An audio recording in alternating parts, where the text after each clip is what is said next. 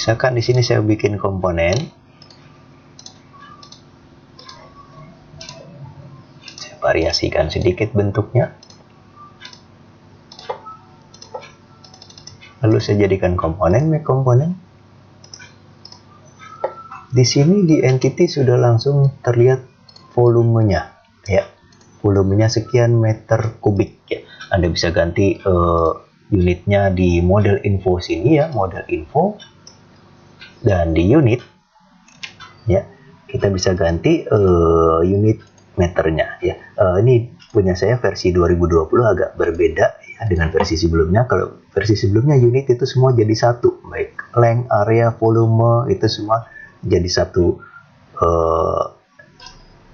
pilihan unit, ya. Tapi kalau di 2020 kita bisa membedakan, misalkan panjang menggunakan milimeter, area mungkin meter persegi, volume meter persegi, gitu, ya. Ini di versi yang 2020. Oke. Misalkan tadi komponennya saya beri nama, di sini saya beri nama aja kotak. Nanti saat kita menggunakan teks itu sudah langsung muncul namanya, ya, kotak, gitu, ya. Oke. Nah, saya coba masukkan info lebih lengkap. Misalkan saya membuat sebuah pintu.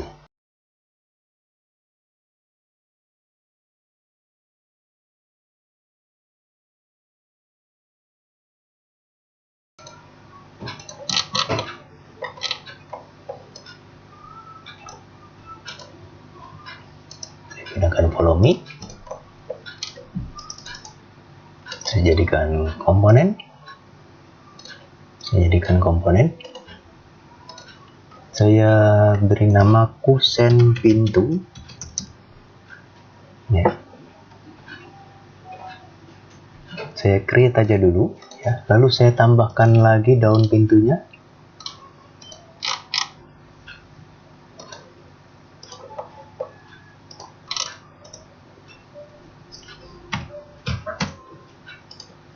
Ini saya jadikan komponen daun pintu,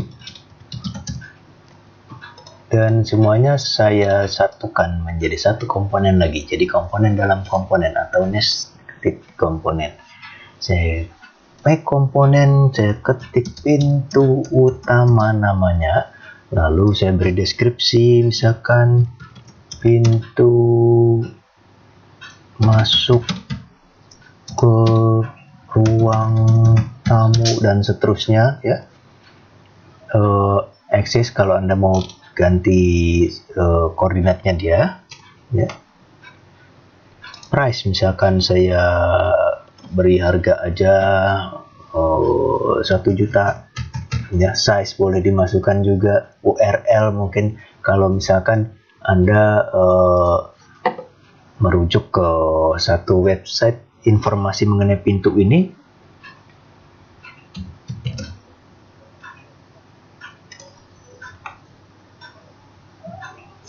contoh misalkan saya punya data ini dan saya mau langsung kasih aja URL-nya ini, Anda juga bisa masukkan di sini URL-nya, ya. Jadi nanti bisa langsung ke info websitenya, ya. Dan di sini type itu Anda bisa klasifikasi IFC. IFC ini adalah Industry Foundation Class. Ini format penghubung antar software BIM atau Building Information Modeling. Mungkin nanti di lain kesempatan kita bahas tersendiri mengenai BIM ini, atau Anda mungkin bisa cari tahu tentang BIM. Ya, AFC saya klik, lalu saya kategorikan sebagai door, pintu, ya. Saya klik create, ya. Sehingga di sini kita punya banyak informasi di sana. Oke. Nah, selanjutnya misalkan kita lanjutkan gambar komponen-komponen yang lain, tapi untuk menghemat waktu saya langsung saja ke ini dulu. Misalkan komponen ini saya mau masukkan ke software BIM yang lain, misalkan Revit. Saya buka Revit sebentar.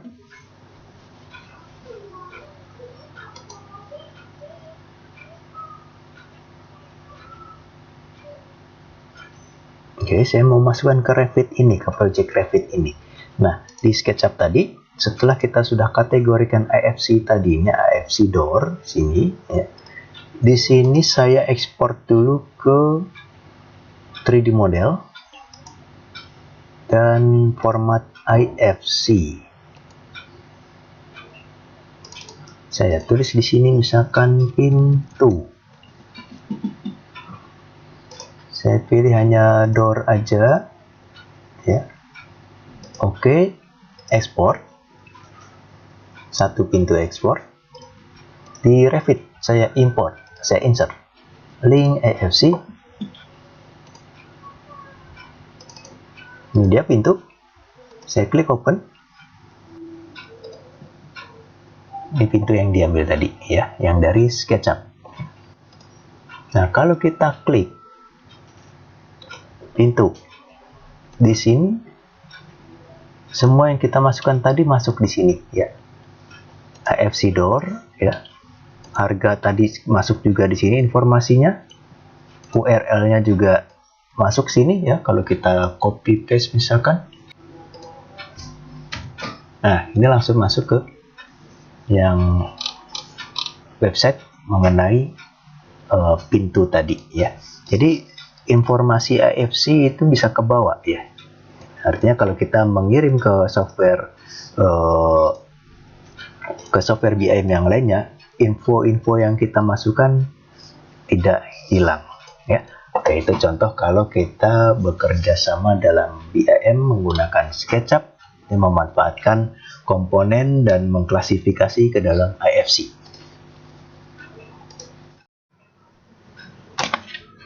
Contoh berikutnya, saya punya benda, objek berupa meja dan kursi, masing-masing belum dibuat komponennya.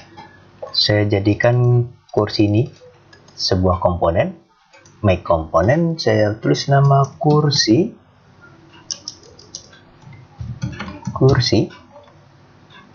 description nggak usah saya isi, saya langsung aja ke price, misalkan saya tulis saja 400.000 misalkan, saya asal, ya. Ukuran nggak usah saya masukkan, tapi kalau dimasukkan pun boleh. Tipenya mungkin saya masukkan aja ke furnishing, ya, furniture, create, ya. Begitu juga meja ini, klik kanan, make komponen, saya beri nama meja. Price-nya saya tulis aja 600.000 misalkan, ya. Type-nya juga furnishing, ya. Saya create, ya. Nah, berikutnya saya copy banyak ini dan saya mau membuat sebuah desain ruang kelas, ruang belajar, kelas di sebuah sekolah misalkan. Oke. Di sini kalau kita lihat di komponen, ada kursi, ada meja, ya. Kalau saya select kursi ini, di statistik di situ di bawah tertulis ada 12 kursi, 12 instance, ya. Ada 12, 1, 2, 3, 4, 5, 6, 7, 8, 9, 10, 11, 12, ya. Oke. Kita juga bisa lihat di sini model info, ya, statistik, ya, ada 24 komponen, ya. 24 itu kursinya 12, mejanya 12, ya. Oke. Nah, saya tunjukkan contoh yang sudah lengkap aja.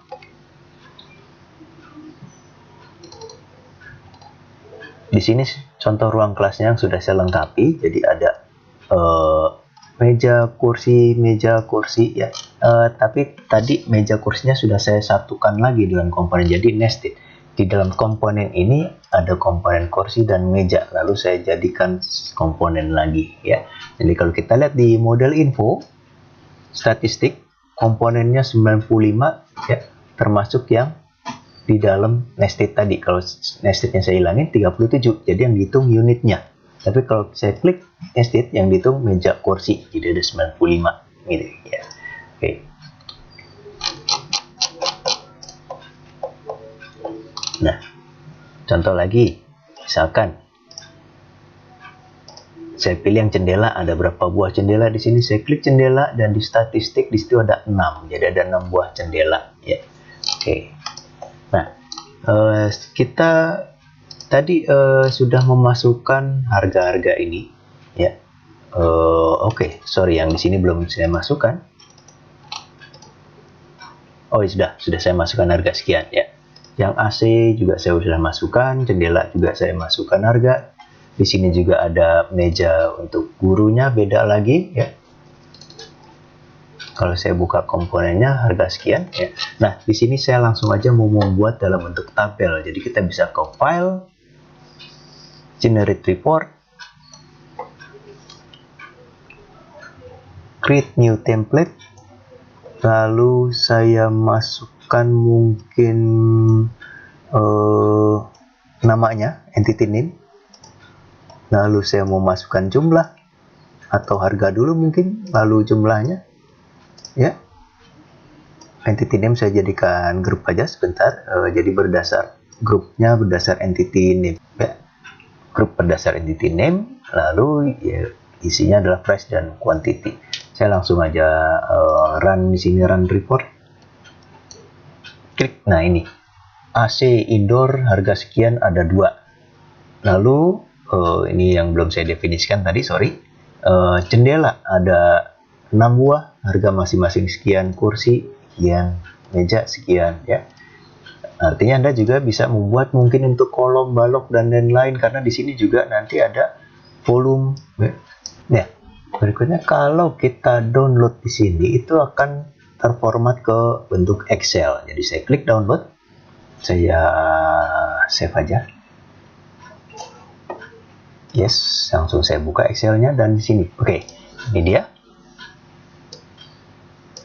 Ya, satu lagi yang bisa kita manfaatkan dari komponen ini yaitu sebagai semacam link. Jadi mungkin kalau Anda yang biasa menggunakan CAD, mungkin sering menggunakan Xref, atau mungkin kalau menggunakan software BIM seperti Archicad mungkin biasa menggunakan modul. Nah, di sini kita juga bisa memanfaatkan seperti itu.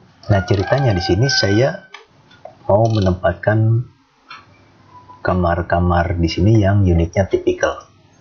Tapi saya juga sudah menyiapkan desain unit kamarnya dalam file yang terpisah.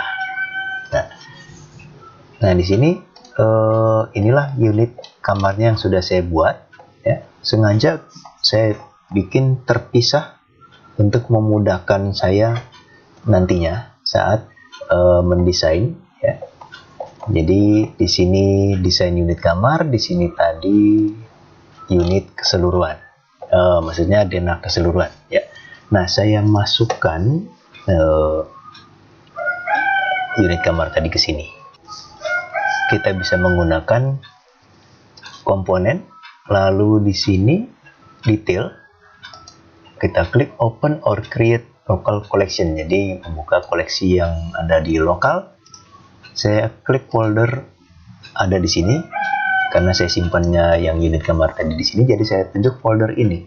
Select folder dan di sinilah unit room. Saya klik masukkan ke sini. Ya. Baru saya tempatkan ke sana ya. Saya move ke sini. Ya. Saya copy ke sini. Langsung saya balik, klik kanan, flip along right. Yang ini saya copy ke sana. Saya gunakan acuan ini.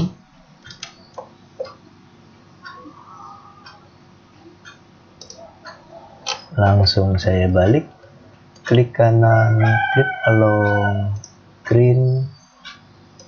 Oke. Ya. Lalu 4 ini saya copy lagi ke sana.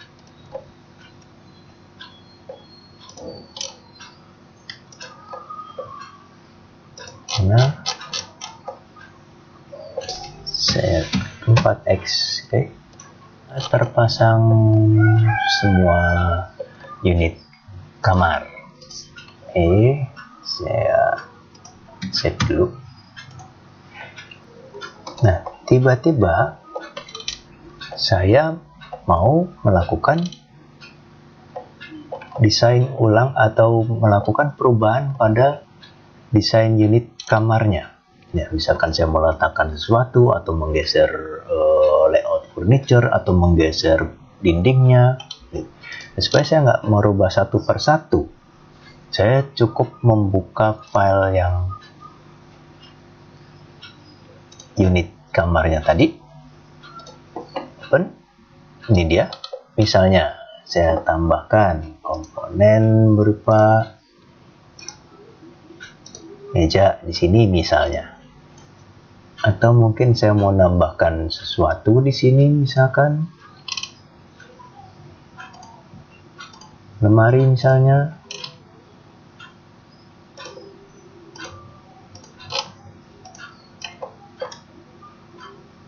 Ini ya.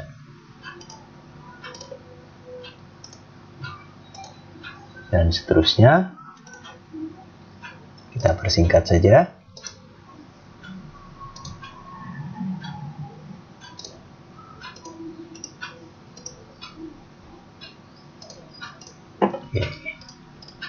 Ya, atau mungkin lantainya mungkin mau diganti materialnya, saya ganti yang ini, misalkan, dan seterusnya.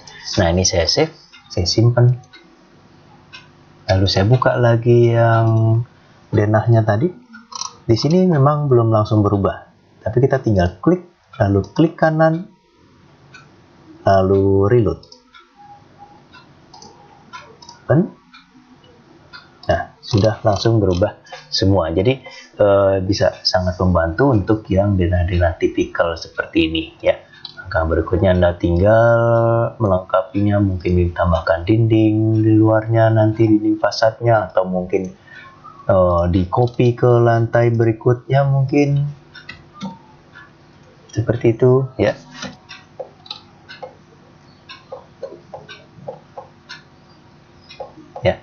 Itulah apa saja yang bisa kita manfaatkan dari komponen. Jadi sangat membantu ya. Mungkin sekian dulu untuk tutorial kali ini. Sampai jumpa di tips and trick dan tutorial berikutnya. Terima kasih.